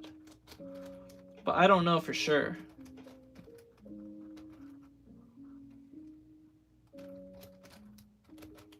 Okay, I already solved something else. I'll keep an eye out for it later. Like, in another solve later on.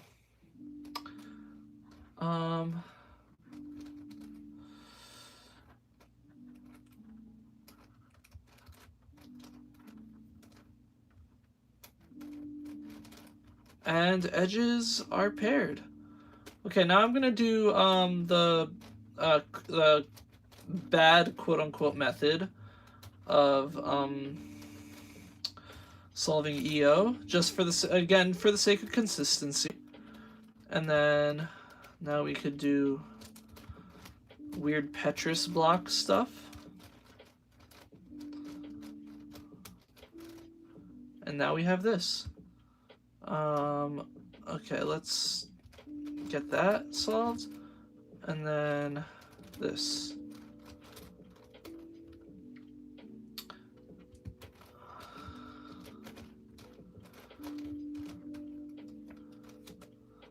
Oh god.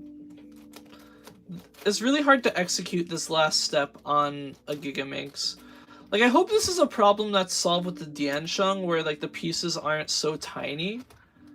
I mean, I maybe it's worse. It's probably worse on the Diansheng because, like, the cube itself is smaller.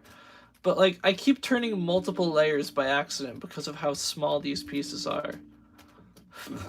Okay, it's this one. I should have realized that on every, like, 4... That's an E-perm? I didn't realize that... Holy crap, okay, we got a PB by 7 minutes. Okay, so it's not quite 10 minutes, but it was 33:19:89. The pieces are smaller, but it's easier to handle. But I apologize, I didn't realize that we had an E-perm, because I don't really... I do, like, what is it? Like, I do 2-look PLL for this.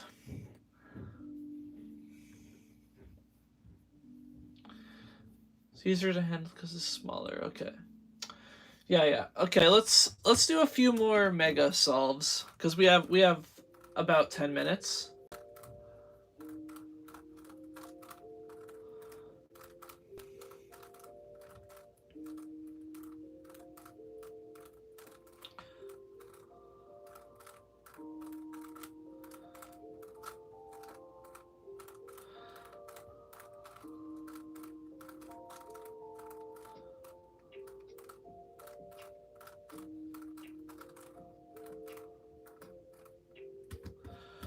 All right. So we got this that we could solve. And then... Okay, sorry, I cannot focus. Oh.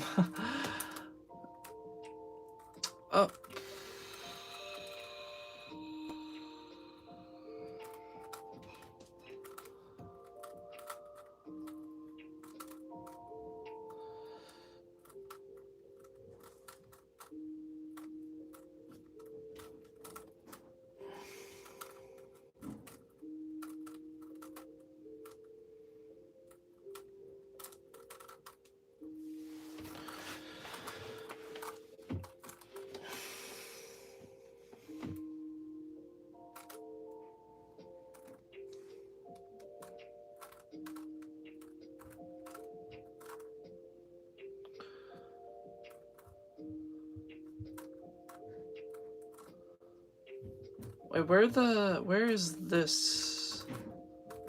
Okay, here. And now we make the spike. And then these two are misoriented, so we fix those. And then this. And let's go with this. And we fix that.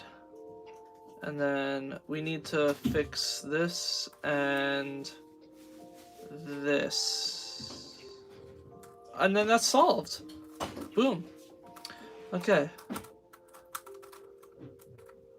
I hesitated a lot less that time. Sorry to bother you, sweetie. Okay, that's fine. Why is it not going? Because I told Dad to turn it off. Or okay. Yeah, because it was too loud. Okay, I'll turn it off. I just turned it off. I just wanted to be sure it was working. To turn on when you're done. Okay.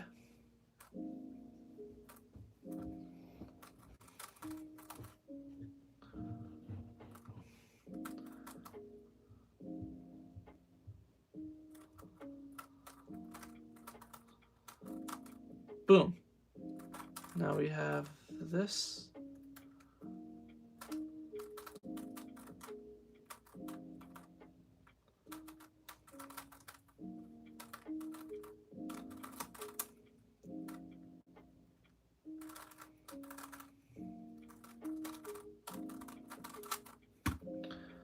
That was a really nice solve. That one was really nice. I mean, except the F2L sucked. But the rest of it was good. Sorry I had to stretch. Okay. Ah, man.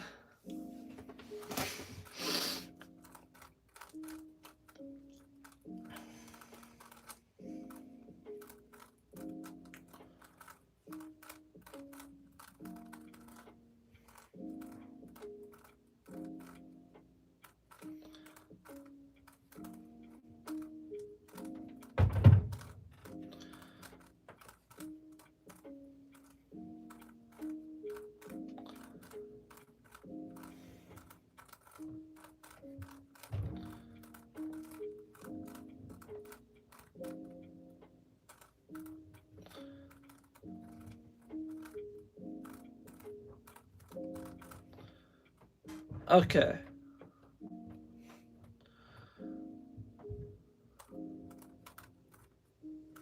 Oh god.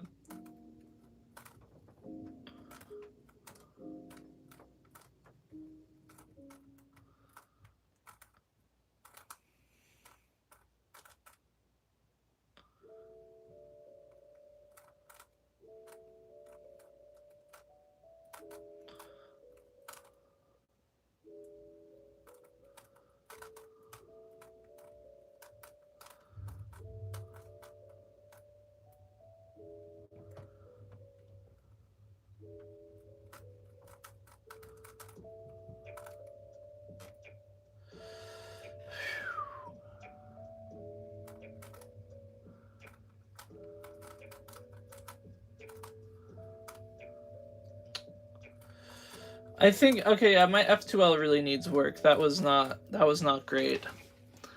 I was like trying to focus and look ahead, but like everything felt weird. Okay, let's do that. And the spike. And then this. And then that's okay, this one's misoriented. This one. And then this one. So now if we do this one. Wait, no. Yeah, that one. And then finally we do this one. And I think that's everything? Yeah. Okay. So this strategy, the 2 flip into 6 flip strategy, seems to work. And I think over time I'll get better at it. Especially, like, compared to the very first solve I did today, when I paused for like 30 seconds because I couldn't find a bad edge. And I mean, it was a warm-up solve, so it doesn't really matter as much. But it still works, you know? Okay, now... Wait, huh? Oh, no, that needs to be orange-gray.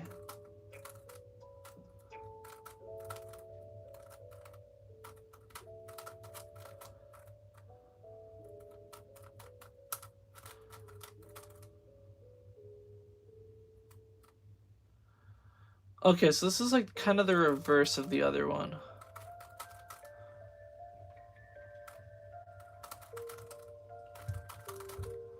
There we go.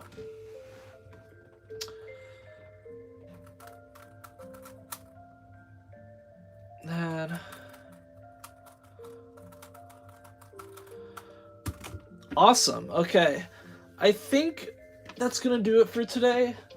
Thanks again so much for like helping me out, Ryan. Cause like we got a PB by 10 minutes. I think like next time when we do this again, we might be on the road to like sub 30. Maybe if I practice this a lot, I'll get like sub 20. Who knows? But either way, tomorrow a lot is going on, so there's a slight chance I might have to skip streaming tomorrow. But if that doesn't happen, and I find time, then that means we are once again doing the 11 by 11. I've been extremely tired recently, so I think I don't know if I'm ready. But that's the tradition. That's the Tuesday tradition. So we're gonna have to keep that tradition going. And this week I want to focus a lot more on big cubes. I think. Maybe I'll do some more Minx stuff. Who knows? It depends on how I feel. But big cubes seems like where my priorities lie right now. So maybe on Wednesday you could expect I'd say either 4x4 or 7x7, because both of them 4x4 I want to practice OPA, 7x7 I just need practice in general. So yeah, thank you guys for watching. I'll hopefully see you tomorrow. And yeah, that's it. Take care of yourselves.